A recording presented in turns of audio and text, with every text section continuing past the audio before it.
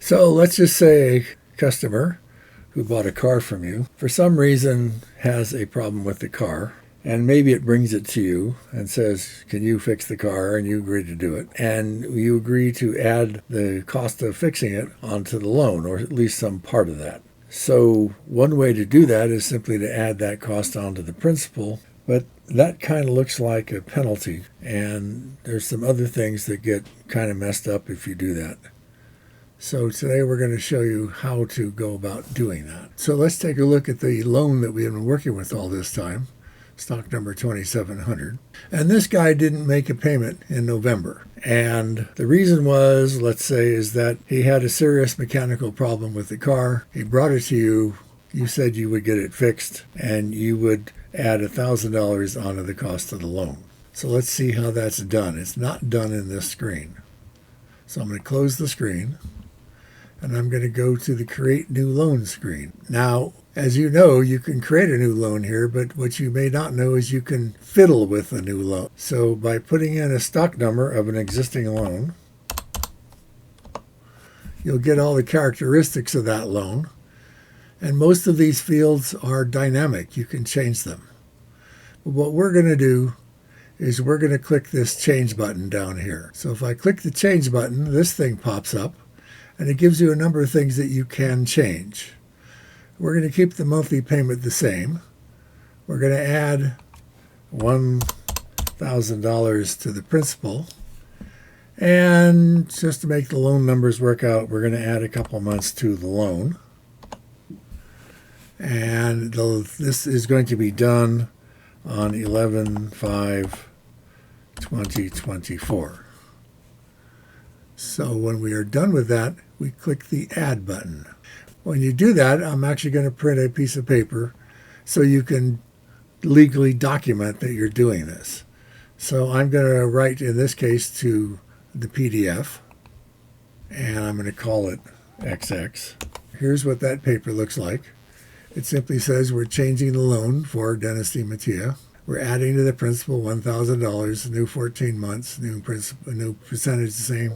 And here's a place for you and the dealership to both sign. So this way, if any question comes up in the future, you have at least a written piece of paper saying that you could do this. When I'm done with all this, we're going to hit the Cancel button. So now we're going to go back into the loan maintenance.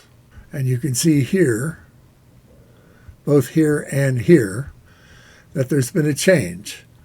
And we've added $1,000 to the principal. The interest is the same. We've changed the months to 14 months. And here you can see in the balance that we've gone from $5,000 to $6,000 for the balance of the loan. So from this point on, you would just keep adding money the same. We have not changed the monthly amount, although we could have. And everything will work out fine at the end. The other thing I recommend you do is you click on this little button here, which is the comments for this vehicle. So what I've put in there is on 1/5/2024, we fixed the motor, spelled wrong, motor of the vehicle, and charged the customer an extra $1,000, which we're adding to the loan. Now, this is not a legal document, but at least it reminds you why we did this and when we did this. That piece of paper we looked at earlier is the actual legal document that and both the customer and you agreed to, so we could add that money to the loan.